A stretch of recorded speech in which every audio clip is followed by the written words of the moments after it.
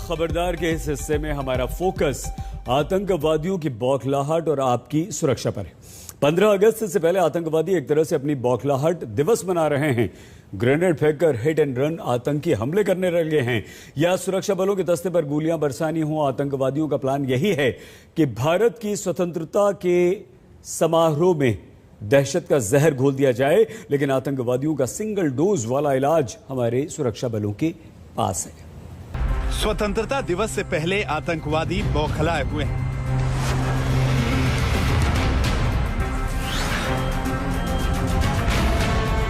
वो ग्रेनेड वाली अशांति और दहशत फैलाना चाहते हैं।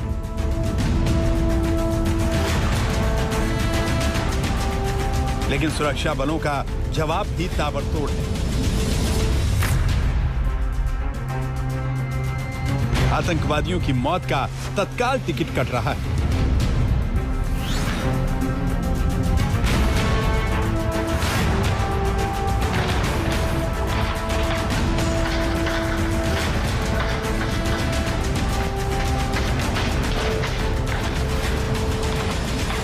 कश्मीर में सुरक्षा बलों ने आतंकवादियों के 15 अगस्त वाले प्लान पर बड़ी चोट की है और 2 आतंकवादियों के साथ उनके दहशत वाले प्लान को भी सही अंजाम तक पहुंचा दिया।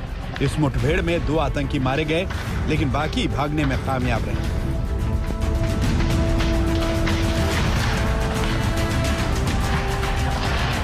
सुरक्षा बलों ने तुरंत कार्रवाई करते हुए दोनों हमलावरों को पास ही एक बिल्डिंग में घेरा हुआ था। कल शाम भी दोनों तरफ से गोलीबारी चलती रही और उसमें 4 लोग घायल हुए, जिनमें 2 सुरक्षाकर्मी और 2 आम नागरिक जो है वो शामिल थे। आज सुबह तड़के जब दोबारा मुठभेड़ शुरू हुई है, पुलिस का कहना है जब तक ये मुठभेड़ खत्म नहीं होगी तब तक फिलहाल ये जो यातायात के लिए जो ये हाईवे है उस पर ट्रैफिक को चलने की पाबंदी ही रहेगी। मारे गए आतंकी के पाकिस्तानी होने का शक है। उसके पास से 2 रॉकेट लॉन्चर मिले हैं। काजीगुंड में आतंकवादियों ने बीएसएफ के काफिले पर अंधाधुंध फायरिंग की थी, जिसके बाद सुरक्षा बलों ने पूरे इलाके की जबरदस्त घेराबंदी की। आतंकी जम्मू श्रीनगर हाईवे के पास एक गोदाम में छिप गए। आज सुरक्षा बलों ने सरेंडर करने के लिए कहा तो आतंकी गोलियां चलाने लगे और जवाबी फायरिंग में 2 आतंकी ठिकाने लगा दिए गए। हम लोग पुलिस सिक्योरिटी फोर्स अलर्ट थी। जब बीएसएफ की कन्वॉय आ रही थी, एक बड़ा सा जो बिल्डिंग है वहां से 2 टेररिस्ट अंधाधुंध फायरिंग शुरू किया। उसमें हमारा कोई इंजर्ड नहीं हुआ। सिक्योरिटी फोर्स ने इसको पूरा घेर लिया। इनकाउंटर जारी हुआ। रात में जीओसी विक्टर फोर्स मैं खुद वहां मॉनिटर किया। हम लोग रॉकेट लॉन्चर यूज किए। मिलिटेंट को रात में न्यूट्रलाइज कर लिए, क्योंकि रात में सर्च करना मुश्किल था। से बहुत सारे सामान मिला। AK-47 मैगजीन, ग्रेनेड, RPG-7 का जो रॉकेट लॉन्चर ग्रेनेड मिला है। और ये इंसिडेंट शो करता है कि कितना बड़ा हादसा करने वाला था। बहुत दिनों के बाद RPGs का सेल मिला वहां पर, और ये सिक्योरिटी फोर्स पुलिस मिल के बहुत सा बड़ा हादसा होने से बचा लिया है। कुलगाम में सुरक्षा बलों का ये ऑपरेशन तो खत्म हो गया, लेकिन अब भी खतरा बड़ा है। 15 अगस्त करीब है, ऐसे में सर्च ऑपरेशन जारी है। जब सुरक्षा बल कड़ा सुरक्षा घेरा बनाए हुए हों, तो आतंकी हर वो तरीका अपनाते हैं जिससे उनकी कायरता का सबूत मिलता है। सुरक्षा बलों की सख्ती से बौखलाए आतंकवादियों ने जम्मू कश्मीर के राजौरी में बीजेपी नेता के घर पर ग्रेनेड अटैक कर दिया। ग्रेनेड से हुए हमले में बीजेपी नेता जसबीर सिंह के 4 साल के भतीजे की मौत हो गई। परिवार के 7 लोग जख्मी हो गए। उस वक्त शाम के 7:30 बज रहे थे। बीजेपी नेता जसबीर सिंह का परिवार टेरेस पर बैठा था, तभी एक धमाके से चीख पुकार मच गई। घर का टेरेस खून से लाल हो गया। किसी को समझ आता उससे पहले आतंकी ग्रेनेड फेंककर फरार हो चुके थे। पापा यहाँ पे खाना खा रहे थे, यहाँ पे आगे खाना खाने, मदर इधर बैठ के, तो सब ऐसा ही सिस्टम था। कल पूरा परिवार इकट्ठा हुआ। जैसे मेरे ब्रदर दूसरे जो बीजेपी के अध्यक्ष है, वो जब यहाँ से यहाँ तक आए, तो उसके बाद उधर से ग्रेनेड उसी टाइम थ्रो हुआ जब वो नीचे से फोन करता करता ऊपर आया। सर, मेरा बच्चा अभी वापस नहीं आएगा। घर वाले शोक में हैं, सदमे में हैं और कई तो बुरी तरह जख्मी हैं। को बताओ, बोला बचाओ, मिलिटेंटों ने ग्रेनेड फेंका है, मेरे बच्चे को बचाओ। कहीं जाता था 2 पुलिस वाले जाए, एक सिक्योरिटी गार्ड मिलता था, लेकिन इस दौरान मेरे भाई को प्रोटेक्शन क्यों नहीं दी गई? राजौरी में हुए हमले की जिम्मेदारी पीपुल्स एंटी फासिस्ट फ्रंट ने ली है। ये नया आतंकी गुट है। हाल के दिनों में इस आतंकी गुट ने कई बार सुरक्षा बलों को निशाना बनाया है। ये कायरों की तरह हिट एंड रन की नीति अपनाते हैं। मिलिटेंट भी मारे हैं, जो टेरर एक्टिविटीज थोड़ी बड़ी भी है, तो उसके चलते लगता है कि कोई टारगेट कर रहे हैं राजौरी में जो आतंकी है। देखिए, जो शरारती लोग होते हैं वो तो कोशिश करते हैं कि हर चीज़ को लिंक किया जाए और इस चीज़ को बढ़ाया जाए। ये सारी चीज़ों को कलेक्टिवली इन्वेस्टिगेट किया जाएगा और इन तक पहुंचा जाएगा। आतंकियों की बौखलाहट कितनी ज्यादा है, इसका अंदाजा अमृतसर की इन तस्वीरों से भी लगता है।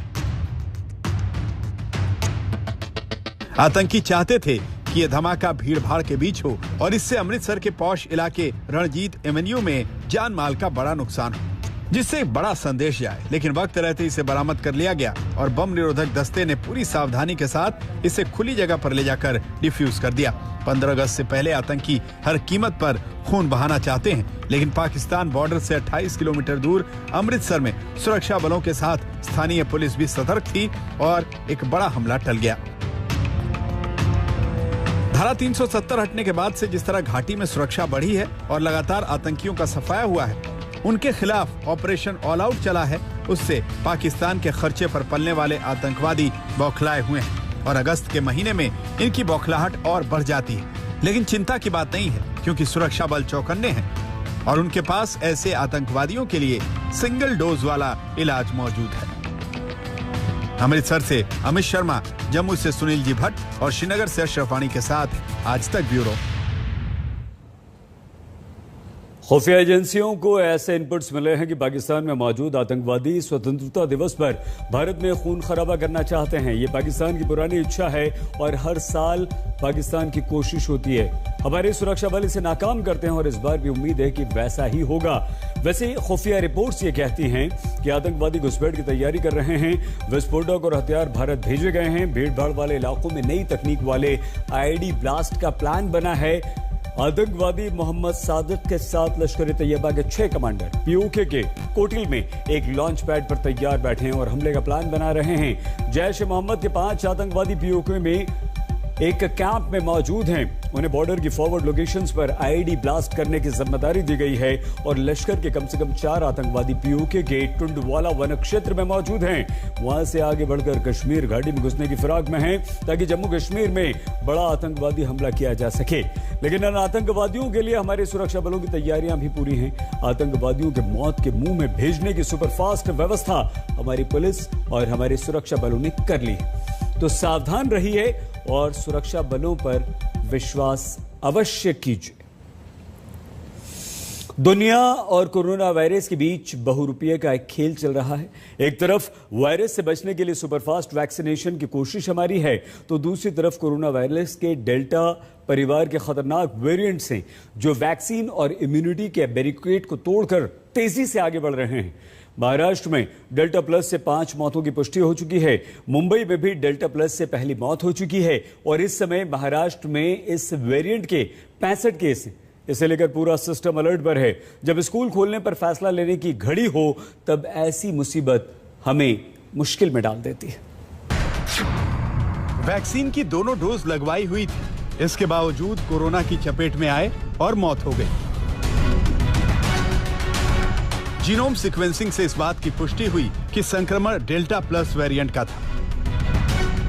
महाराष्ट्र में कोरोना के डेल्टा प्लस वेरिएंट का डर एक बार फिर बढ़ गया है। इस संक्रमण की वजह से महाराष्ट्र में तीसरी मौत की पुष्टि हुई। रायगढ़ में 49 साल के पुरुष ने संक्रमण के बाद दम तोड़ दिया, जबकि मुंबई के घाटकोपर इलाके में 63 साल की महिला की डेल्टा प्लस की वजह से मरने की पुष्टि करीब 2 हफ्ते बाद हुई। 21 जुलाई को इस महिला की रिपोर्ट पॉजिटिव आई थी और 27 जुलाई को मौत हो गई। इस महिला के परिवार के 6 सदस्य कोविड पॉजिटिव हैं। इनमें से 2 सदस्यों में डेल्टा प्लस संक्रमण पाया गया है। बाकी लोगों की रिपोर्ट अभी आनी बाकी है। अब चिंता की बात तो ये है कि इस महिला के घर में 6 फैमिली मेंबर्स कोविड पॉजिटिव पाए गए। 6 में से 2 ऐसे फैमिली मेंबर्स हैं जिनकी जीनोम सीक्वेंसिंग के बाद डेल्टा प्लस वेरिएंट के लिए रिपोर्ट भी पॉजिटिव आई है। 4 फैमिली मेंबर्स की जीनोम सीक्वेंसिंग की रिपोर्ट आनी बाकी है। डेल्टा प्लस से हुई मौत कंफर्म करने में भी टाइम लगता है, क्योंकि जीनोम सीक्वेंसिंग से पता चल पाता है कि कौन से वेरिएंट से मौत हुई। बीएमसी के पास रिपोर्ट आई तब ये पता चला कि डेल्टा प्लस का संक्रमण था। अब महिला से मिलने जुलने वाले लोगों में संक्रमण की चेन ढूंढी जा रही है। चिंताजनक बात यह है कि वैक्सीन की दोनों डोज के बावजूद डेल्टा प्लस मरीजों पर हावी हो रहा है। अब तक ये कोई सबूत नहीं है कि डेल्टा प्लस वेरिएंट दूसरे वेरिएंट से ज़्यादा ट्रांसमिसिबल है, यानी एक इंसान से दूसरे इंसान को बहुत आसानी से फैलता है। और ये बहुत ज़रूरी होगा आगे जाके कि हम बहुत सारा सर्वेलेंस करें, मतलब कम्युनिटी में कैसे फैल रहा है इसको देखें और सीक्वेंसिंग करें, जिससे हमको पता चले कि कौन सा वेरिएंट किस प्रकार फैल रहा है। बुधवार को महाराष्ट्र में डेल्टा प्लस वेरिएंट के 20 नए केस मिले थे। इसके बाद से यहां इस वेरिएंट के मरीजों की संख्या 65 हो गई है। शहरों की बात करें तो सबसे ज्यादा मरीज मुंबई में है। महाराष्ट्र में कोरोना वायरस की रोकथाम के लिए जिन सैंपल्स की जीनोम सीक्वेंसिंग हो रही है उसमें अधिकतर में डेल्टा प्लस की पुष्टि हो रही है। डेल्टा प्लस वेरिएंट को पहले ही केंद्र सरकार वेरिएंट ऑफ कंसर्न घोषित कर चुकी है। तमाम वैक्सीन कंपनियों की नजर इस वेरिएंट पर है, क्योंकि इसे हराए बगैर पूरी सुरक्षा नहीं मिल सकती। हमारे देश में कोरोना की दूसरी लहर का जिम्मेदार कोरोना का डेल्टा वेरिएंट था और इसीलिए वैज्ञानिकों ने जून में ही डेल्टा वेरिएंट के रूप बदलने से बने डेल्टा प्लस को लेकर चिंता व्यक्त कर दी थी और ये चिंता निराधार बिल्कुल नहीं थी। इसे सबसे शक्तिशाली वेरिएंट माना गया। डेल्टा प्लस वेरिएंट पुराने डेल्टा वेरिएंट से 50% तक ज्यादा संक्रामक हो सकता है। जैसे तालिबानी आतंकवादियों ने तेजी से अफगानिस्तान के शहरों पर स्ट्राइक करके कब्जा कर लिया, कुछ वैसी ही तेजी corona virus delta plus variant की भी है। एक से दूसरे व्यक्ति में बहुत तेजी से फैलना हो या फेफड़ों को जानलेवा नुकसान पहुंचाना हो, डेल्टा प्लस वेरिएंट की तेजी ही उसके सबसे बड़ी मारक शक्ति है। यह दूसरे वेरिएंट्स के मुकाबले बहुत तेजी से फैलता है, फेफड़ों को खंगालने और संभलने का मौका बिल्कुल नहीं देता, नुकसान बहुत तेजी से पहुंचाता है और कई बार वैक्सीन की दोनों डोजेस को भी फेल कर देता है। और मोनोक्लोनल एंटीबॉडी वाली दवा जिसकी एक डोज की कीमत 60,000 रुपए है, उसका असर भी कम कर देता है। डेल्टा प्लस के असर को लेकर कोई फाइनल रिसर्च हमारे पास मौजूद नहीं है जिसके आधार पर हम कोई बड़ा डिफेंस प्लान बना सकें। खबरदार में आज के लिए बस इतना ही। आप देखते रहिए आज तक।